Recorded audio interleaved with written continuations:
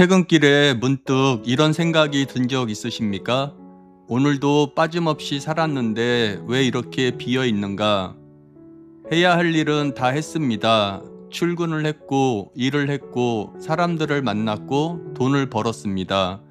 누가 봐도 성실한 하루였습니다. 그런데 집으로 돌아오는 길, 마음 어딘가가 헛헛합니다. 무엇을 빠뜨렸는지도 모른 채 무언가를 빠뜨린 기분만 남아 있습니다. 우리는 부지런히 삽니다. 그런데 가만히 들여다보면 삶의 중심이 늘 내 바깥에 있습니다. 행복은 누군가 주는 것이고, 운명은 세상이 정하는 것이고, 재미는 사건이 만들어주는 것이고, 나라는 사람은 남이 평가하는 것. 기다리고 눈치 보고 비교하고 미루면서 우리는 삶의 가장 중요한 결정들을 전부 바깥에 맡겨둔 채 살아갑니다. 그렇다면 정작 나는 내 삶의 어디에 있습니까? 200년 전 한 철학자가 평생 이 질문을 붙들었습니다. 쇼펜하우어, 인간이 왜 이렇게 사는지를 위로 없이 끝까지 들여다본 사람입니다. 오늘은 그의 문장들을 따라 우리가 바깥에 맡겨둔 것을 하나씩 되짚어 보려 합니다. 이야기는 우리의 가장 익숙한 하루에서 시작합니다. 돈 앞에서 우리는 망설이지 않습니다. 기회가 보이면 바로 움직입니다. 지금 해야 한다고, 놓치면 안 된다고, 더 늦으면 뒤처진다고 생각합니다. 잠을 줄이고 몸을 갈아넣고 마음이 망가져도 버팁니다. 거기에는 아무런 의심이 없습니다. 그런데 행복 앞에서는 이상하게 느긋해집니다. 나중에 쉬면 되지. 나중에 여행 가면 되지. 나중에 가족과 시간을 보내면 되지. 나중에 나를 위해 살면 되지. 그 나중이 언제인지는 아무도 정하지 않습니다. 승진하면, 집을 사면, 아이가 크면, 은퇴하면. 그런데 그 조건들은 도착할 때마다 다음 조건으로 자리를 옮깁니다. 돈은 오늘 벌어야 한다고 믿으면서 행복은 내일까지 기다려줄 거라고 믿습니다. 쇼펜하우어는 이런 우리를 보며 물었습니다. 부는 물이 들어왔을 때 저어야 하는 노처럼 한순간의 망설임도 허락되지 않지만 행복은 언제든 우리를 기다려준다는 깊은 오인이 자리한 것은 아닌가. 오인, 잘못된 믿음이라는 뜻입니다. 물때를 놓치면 배가 못 나간다는 건 알면서 인생의 물때가 지금 지나가고 있다는 건 모릅니다.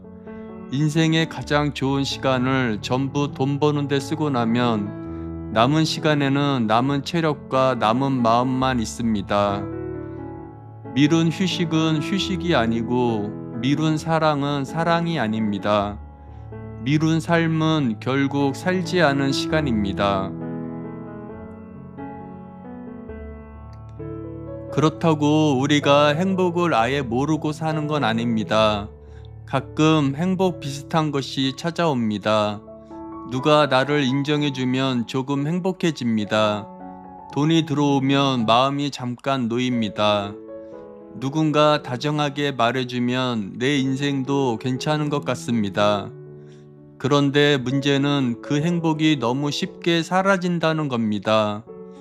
칭찬이 끊기면 불안해지고, 돈이 줄어들면 초라해지고, 사람이 멀어지면 삶 전체가 흔들립니다. 그건 행복이 아니었습니다. 내 안에 없는 것을 밖에서 잠시 빌려온 것이었습니다. 빌린 것은 언젠가 돌려줘야 합니다. 그래서 우리는 갚을 날을 두려워하는 사람처럼 삽니다.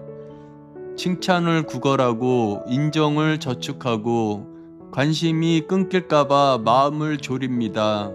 행복해지려고 한 일들이 오히려 불안의 목록이 되어갑니다. 메시지 답장이 늦으면 마음이 가라앉고 올린 글에 반응이 없으면 하루가 흐려집니다.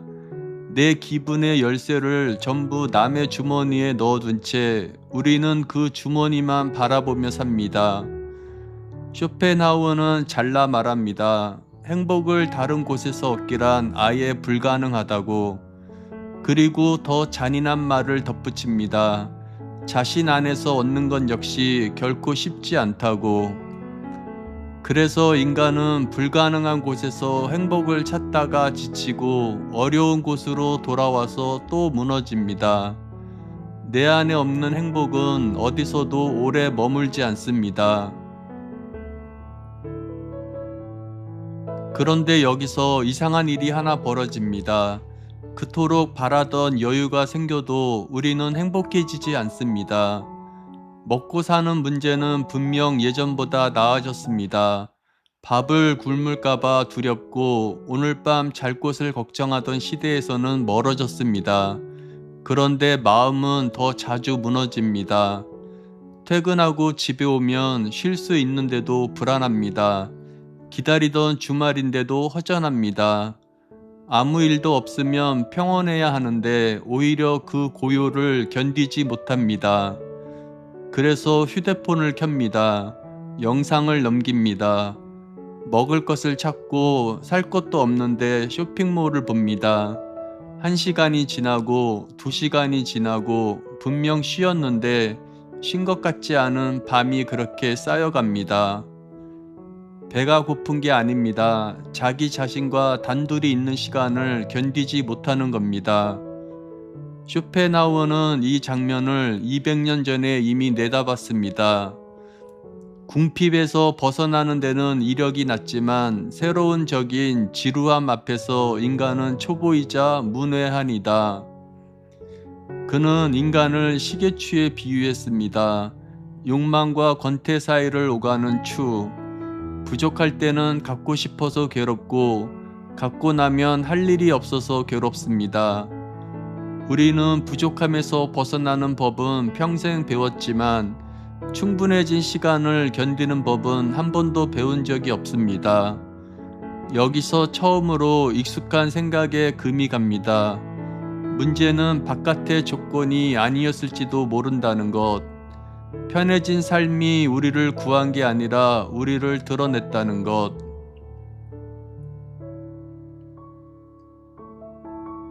그렇다면 안을 채우면 되지 않느냐고 물을 수 있습니다.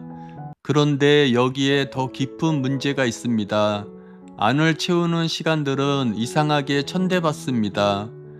악기를 배운다고 하면, 책을 읽고 있으면 돌아오는 말이 있습니다. 그게 돈이 되냐?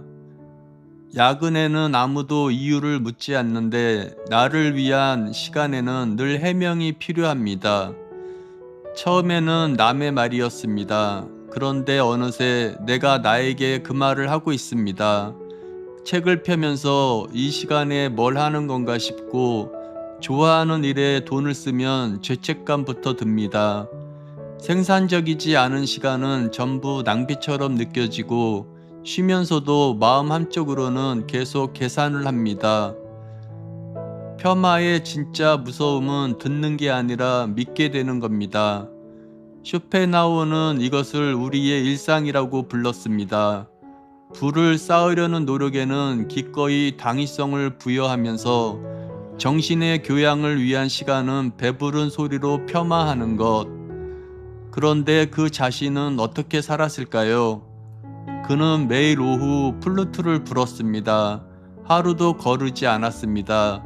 누가 들어주는 것도 아니고 돈이 되는 것도 아니었습니다. 인간의 삶을 그토록 차갑게 해부한 철학자가 매일 그 1시간만은 음악에게 내어준 겁니다. 그에게 그 시간은 사치가 아니라 휴식이자 철학적 실천이었습니다. 안이 채워진 사람만이 밖에서 빌리지 않아도 되기 때문입니다. 돈이 되는 것만 남긴 하루에는 결국 돈만 남습니다.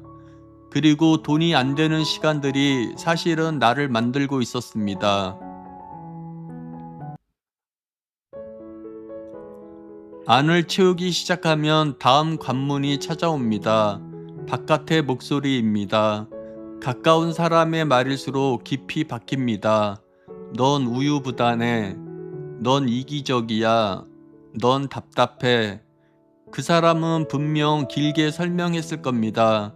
그런데 설명은 사라지고 단어만 남습니다. 그 단어가 며칠을 따라다닙니다. 설거지를 하다가도 떠오르고 잠들기 전에 또 떠오릅니다.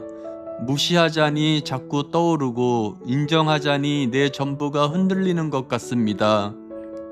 이러지도 저러지도 못하는 채로 우리는 그 말을 그냥 품고 삽니다. 그래서 오래 아픕니다. 쇼펜하우어는 여기서 뜻밖의 기준을 내놓습니다. 무시하라고도 새겨들으라고도 하지 않습니다.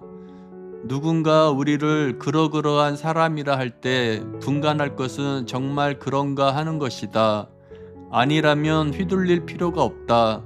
그 생각을 진지하게 여길 경우는 그것이 맞을 때뿐이다. 분간, 판정의 자리를 나에게로 가져오는 일입니다. 그러니 아픈 말 앞에서 물어야 합니다. 그 말은 맞는가? 틀렸다면 그 말은 그 사람의 것입니다. 내가 보관할 이유가 없습니다. 맞다면 그 말은 나를 비추는 거울입니다. 아프지만 버릴 게 아니라 들여다볼 것입니다. 어느 쪽이든 분간이 끝난 말은 더 이상 나를 흔들지 못합니다. 아픈 말은 있는 게 아니라 대답하는 겁니다. 그리고 이 분간의 힘은 말에만 쓰이는 게 아닙니다. 세상이 나에게 건네는 모든 것에 같은 질문을 던질 수 있습니다. 나는 이것을 어떻게 읽을 것인가? 어떤 사람은 별일 아닌 일도 이야기로 만듭니다.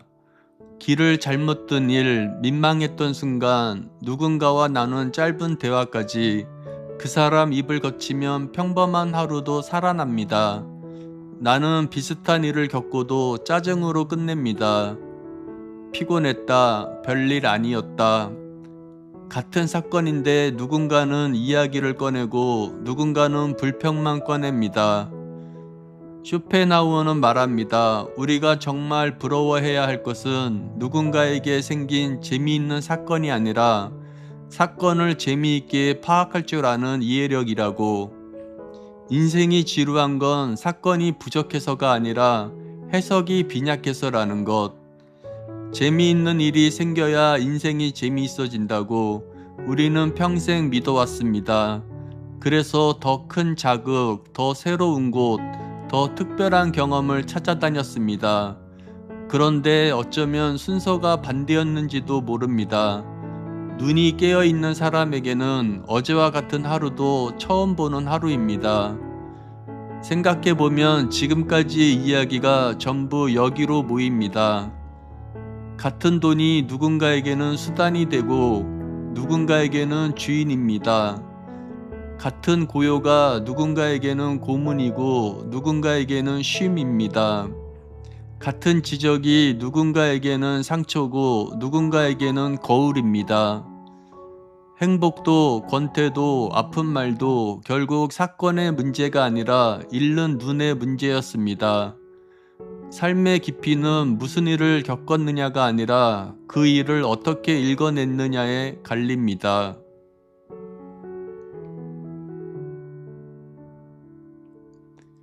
여기까지 오면 마지막 질문이 남습니다. 그래서 삶은 바뀔 수 있는가? 우리는 다른 삶을 살고 싶을 때 바깥부터 바꾸려 합니다. 직장을 옮기고 사는 곳을 바꾸고 새로운 사람을 만납니다. 물론 그것도 필요합니다. 그런데 환경을 다 바꾸고도 같은 자리로 돌아와 있는 자신을 발견할 때가 있습니다. 꾸준히 하던 일이 흔들리는 날이 있습니다. 결과는 더디고 남들은 앞서가는 것 같고 이게 다 무슨 소용인가 싶은 날. 그런 날 정말 싸워야 할 상대는 세상이 아닙니다. 그만두자고 속삭이는 나. 원래 안 되는 일이었다고 말하는 나. 내 운명은 여기까지라고 말하는 나입니다. 이 싸움은 소리가 나지 않습니다.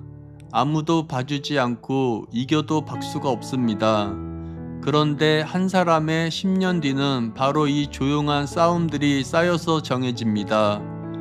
쇼펜하우어는 이 싸움의 장소를 정확히 지목합니다. 운명에 복종하며 동일한 삶을 살기보다 다른 삶을 살고자 하는 인간의 오래된 전투의 장소는 인간 자신의 내부다. 행복을 어디서 구할지도, 고요한 시간을 무엇으로 채울지도, 아픈 말을 어떻게 받을지도, 오늘 하루를 어떻게 읽을지도 전부 같은 장소에서 결정되고 있었습니다. 운명의 차이는 거창한 사건에서 오지 않습니다. 체념하고 싶은 마음을 오늘 하루 이겨낸 사람이 내일의 다른 삶을 만듭니다. 오늘도 같은 삶을 살지 다른 삶을 살지는 내 안에서 정해집니다.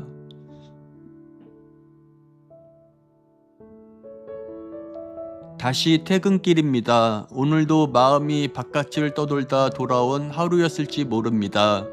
괜찮습니다. 쇼펜하우어도 말했듯 안에서 구하는 일은 원래 어렵습니다. 200년 전의 철학자도 그래서 매일 1시간씩 연습이 필요했는지 모릅니다.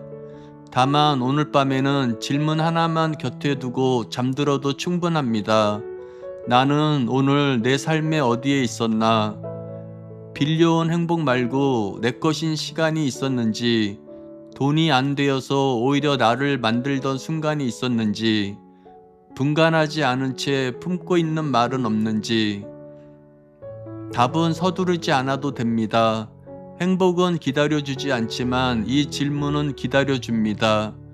그리고 어쩌면 질문을 품은 채 잠드는 그 시간이야말로 누구에게도 빌리지 않은 온전히 내 것인 시간일지 모릅니다. 지금까지 철학 읽어주는 남자였습니다. 오늘 하루도 수고 많으셨습니다. 편안한 밤 되십시오. 감사합니다.